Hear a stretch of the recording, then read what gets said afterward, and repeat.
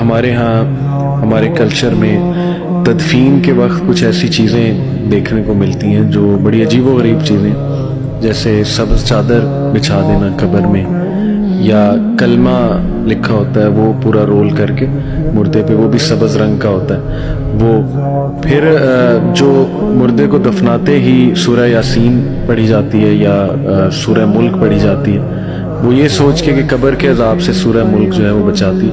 یہ حدیث سے یہ ساری چیزیں ثابت ہے. اور کیا نبی صلی اللہ علیہ وسلم سفارش کریں گے قبر میں؟